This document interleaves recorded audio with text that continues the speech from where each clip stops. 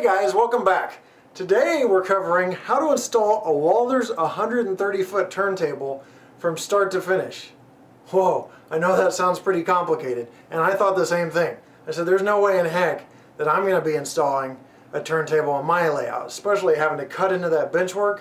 Not going to happen, but you know what? It did happen, and it operates smoothly. So I tell you what, we're going to do it, and I've filmed all the steps along the way. So, with that said, there's a couple things we need to cover before we get started.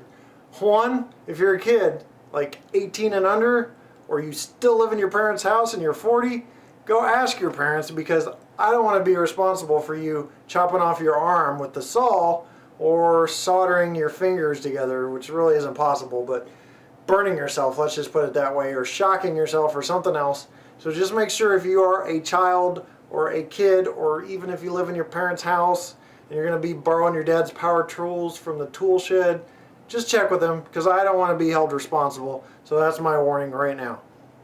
Now that that's out of the way, there are some power tools that you're going to need. That is a jigsaw, you're going to need some a soldering iron and some solder. You're going to need some Walthers track, because this is a Walthers turntable, so you're going to want to match that track up with the bridge track. And you're going to want some wire. Now the cheapest way to get wire, in my opinion, is to go buy about a 50-foot reel or less of telephone wire. Just make sure it's the solid copper stuff, because you can peel off the shell, and inside is about 4 wires that you can use to wire this layout as we go along. You're going to need something to cut that Walthers flex track with, so you might want to get a rail cutter or something like that. And you're going to need something to protect your eyes. A lot of this video I didn't protect my eyes, bad idea. You know, I got some sand and dust in my eyes, so it's not cool to have one of your eyes out when you're trying to saw. It's just not safe at all. So make sure you have all that covered. Those are the materials you're going to need. Now keep in mind, if you have a layout that has foam 3 inches or more, then you don't really need the saw to cut into your benchwork. But my layout only has 1 inch of foam, so I had to cut into my benchwork, because that pit for this turntable only goes down about 2 1/4 inches. That's how much clearance you need. So if you don't have at least that, you're going to need a saw to cut into your benchwork. Now, with that said, we're going to cover a lot of ground. I'm not an expert. I know some things could be done better, but we should cover the basics on how to install this from start to finish, and some of the tracks and stuff around the wiring and other things. What I won't get into is how to build a kit, like the Roundhouse kit I built, or the car shop kit that I built. So that stuff I will not cover. So let's go ahead and get started and get moving on this Walthers 130-foot turntable. I'm about to actually cut the hole for my turntable, but before I do, I wanted to show you guys the process, so that way if you ever install a turntable you can do it. So the first thing I did was I took my Roundhouse, which you've probably seen from my return video, and put it at the edge where I wanted to place it. And then in the Walthers catalog, the 2011 catalog, on page 403, it says that from the edge of the Roundhouse to the center of the turntable, you need 11 15/16 inches. So what I did was I picked one rail, it had to be the same rail on each stall of the Roundhouse, and I drew a line. And I drew that line, that distance, 11 15/16, to get my center point for the turntable. Now, I did that for every stall. As you can see here, there's 6 lines. I don't know how well the camera's picking that up, but each line is 10 degrees separate from each one. And you've also got a protractor I've got here where you can verify that it's 10 degrees separate on each one, because you don't want less than 10, because then you'll have a problem when it comes to indexing the turntable. So what I've got is this cut. I've determined my center point. Now, most of you guys know, if you watched my How to Build a Layout from Start to Finish series, if you haven't, I highly suggest it, but if you have, you may remember these things called trammel points. I marked the trammel points at 9 1/8, because you've got to have an entire diameter on the circle of 18 1/4. So you mark it at 9 1/8, you set it in the center point that you determined, and you draw your circle all the way around. And once that's done, that should make an 18 1/4 circle. But with this, you want to always double check, because you want to make sure that you're not making too big of a hole, because if you make too big of a hole, the chances are that turntable is going to fall right through and you've ruined your bench work and you've screwed the pooch on that. Now we're ready for our next step, and that's to drill a hole inside the circle, but on close to the edge, not exactly on the edge, but very close.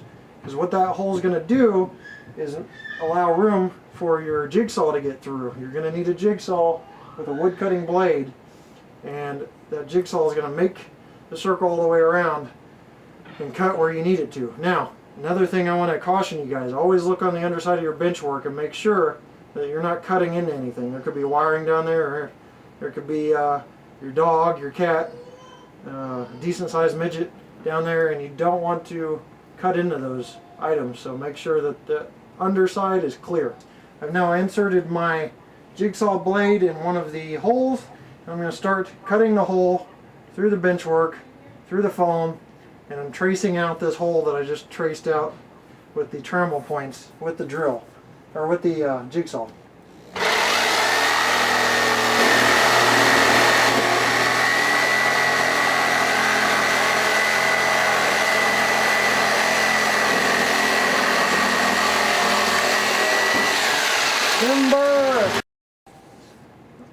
Alright, so we got our hole cut out, and now the test is to put in the turntable. Now, it doesn't have to be an absolute perfect circle. Don't get too crazy about that.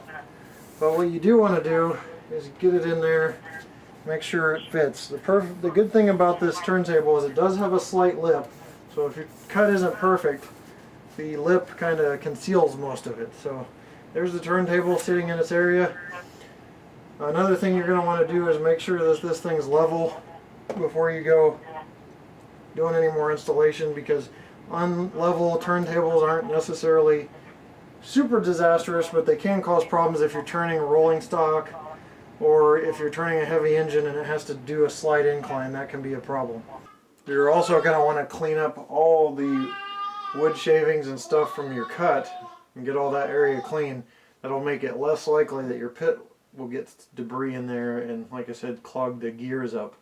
So just make sure all that stuff's clear and good to go. Now, what we're doing here is we're putting rails into the roundhouse. Now, this doesn't really have to do with installing a turntable per se, but most turntables come with the desire to put a roundhouse in here. So what I've done is I've stripped off all the ties all the way back to where the roundhouse comes to an end, and you just kind of measure to figure it out. You slide the rails in there, and you're going to want to measure to go to the edge of your turntable, the very edge, the inner edge where the bridge meets. And so you might want to do some adhesive, use adhesive to glue this rail down, or else it'll pop right out.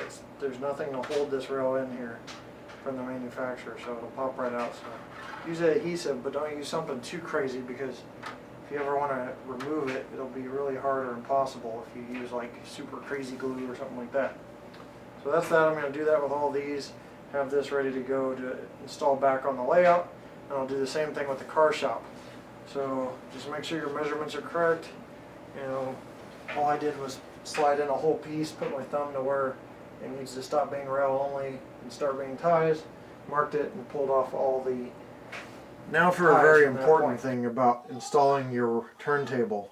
You cannot have track in an area called the no track area. The no track area runs 45 degrees straight through the turntable from the sensor. If the sensor is running this way, which you can see the sensor because it's a little taped off area, then your no track area is running exactly 45 degrees from that. So the no track area is where there's no track can be allowed, because there's a polarity switch or something electronically going on where there won't be any power. Your engine will cut out for a while, so you're going to want to make sure that it's positioned in an area that it's not really used. And if you can do it, I would position an area where it doesn't even cross that area. Like if the trains are coming in from this way, then the no track area should be to the left of that, so you can just go right and not have any break in your power, so your locomotives are still running when the turntable's operating and things like that. So just be sure to be aware of the no track area, and if you have any questions about that, you might want to do a little more research on it. So now we've got the turntable installed. We've got each one of the stall tracks set up and the lead-in track set up. Now what we have to do is wire the tracks.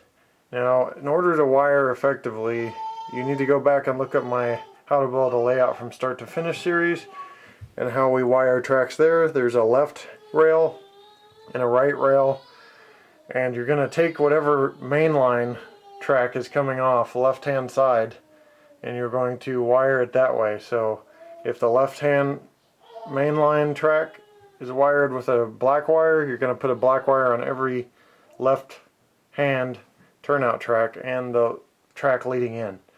Same with the right hand track. So you figure out which way you've wired your layout and you're going to wire it exactly the same for the turntable. So that once that's done, you're going to go ahead and install the bridge and we'll go on to the next step. Alright guys, what you have here is the control blocks. This left cable modem wire looking item here runs under the turntable and is actually hardwired to the turntable. So the only place for that to go is in this slot here. Just make sure you don't put it in upside down. Pretty simple. Now these 4 wires depend on how you're doing things. I've got a DCC layout. If you have a DC layout, it's different. These 4 wires basically I've combined it into 2 wires under my layout. One goes to the left rail, which is this side, and these two go to the right rail. If you don't understand wiring, go check out my video how to build a layout from start to finish, and the wiring part is explained. But you've got to keep the left rail and the right rail and these 4 things. Left rail on this side, right rail on this side. Hook it up under the layout like that. Alright, now that we have everything installed properly, we're going to go ahead and power this system on by turning on the DCC controller. And I'm going to try to zoom in here so you can see what this system does when it's powered on.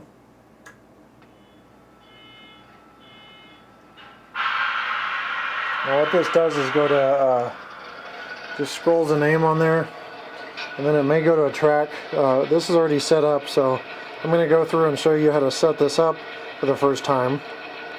You want to scroll through with these left and right arrow buttons.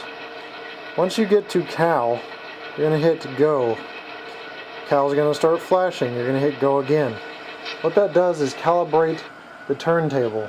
Now, the turntable is just going to go around in a circle until it finds its sensor, finds out where it's at.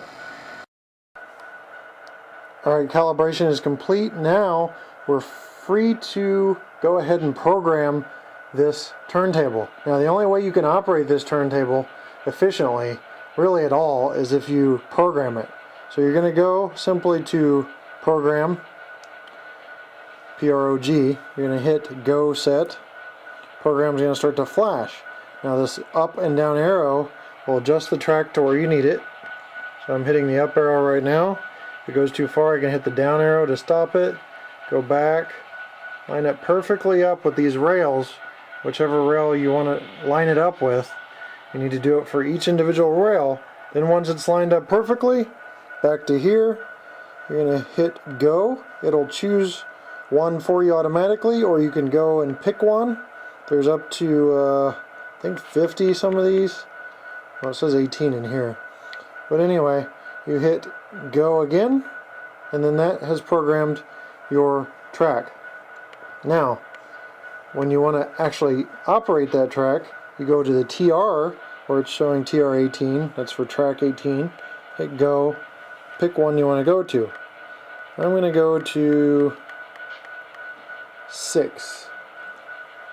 Now that should be my first stall track on the left hand side, so I'm going to hit enter or go, and the turntable is going to move.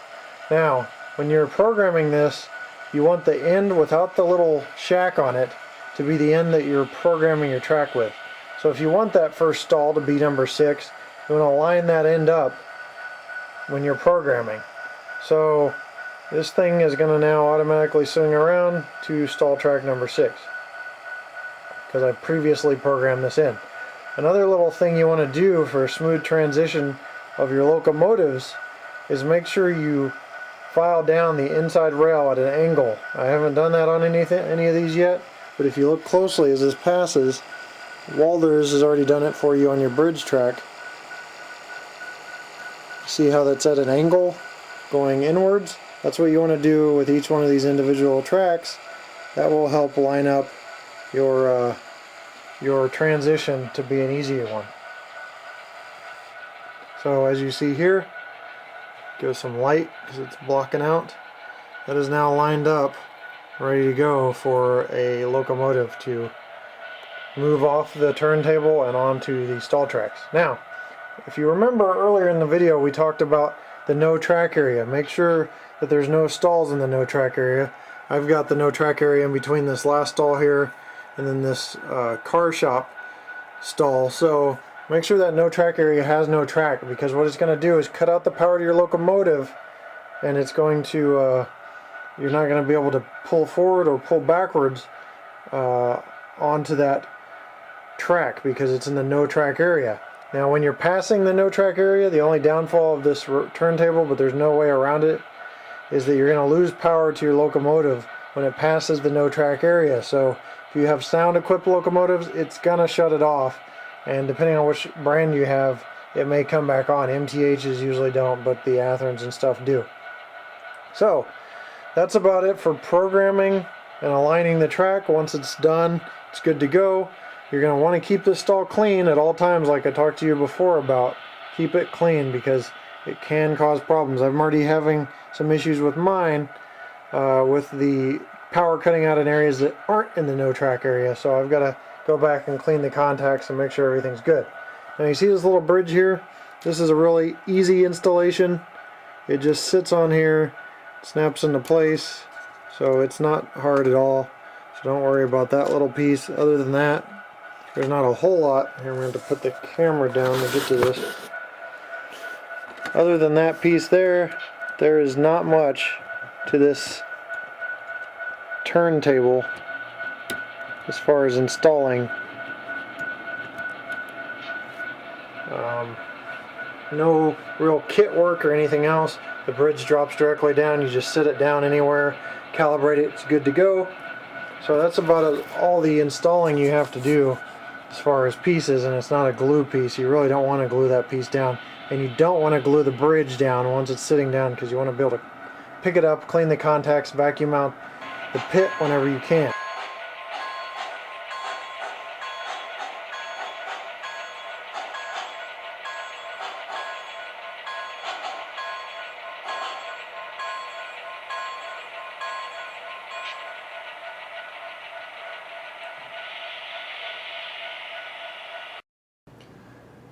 Well, I'm putting the finishing touches on the turntable and Roundhouse car shop facilities. I've added the roof to the Roundhouse. The car shop now has the doors in place that aren't in use. I'll be adding weeds in front of the doors that aren't in use, and I'll be adding ballast all the way around this, making sure not to get it into the pit, because as we talked about before, the pit has to be spotless. And I'll be ballasting the spur that comes off the main line and doing the finishing touches, wiring any tracks, stall tracks that I have left to wire, and that will about be the end of this project. Well guys, that about wraps up how to install a Walthers 130-foot turntable from start to finish. I know there's probably lots of questions because we covered a lot of ground in a short amount of time. So if you have any questions, feel free to message me. But just keep in mind a few things. One, keep that pit clean, because those gears are essential to work, and if you have them dirty, they're going to get clogged up and cause a bigger nightmare, bigger headache than you want to deal with. Another thing I want to let you know is some of these turntables have some power cutting out problems other than the no track area. If you do, make sure you clean the contacts like the manual says. The manual gets into more details about how to program, how to clean things, so make sure you check your manual. These turntables are pretty good, but my final thoughts are that the cutout of the power kind of takes away from it, but there's no getting around it because that's technology. That's where we are in technology right now. Until they find some sort of continuous loop system, who knows when that'll be. But for this turntable, it's a pretty good deal. So if you want to pick up this turntable, it's the 130-foot HO Scale Walthers turntable. They're kind of hard to get a hold of now. They're sold out, but Walthers is supposed to get more in. Prices range from $279 if you're getting a good deal to $350, for $349, $350 if you're paying close to MSRP, or maybe even more because of how they're becoming a harder item to get. But that wraps it up. Hopefully you enjoyed this series. Hopefully now you can see that it's not impossible to do. You know, by watching me, you may have a little more courage to go out there and do it yourself. We'll see you next time here on my channel.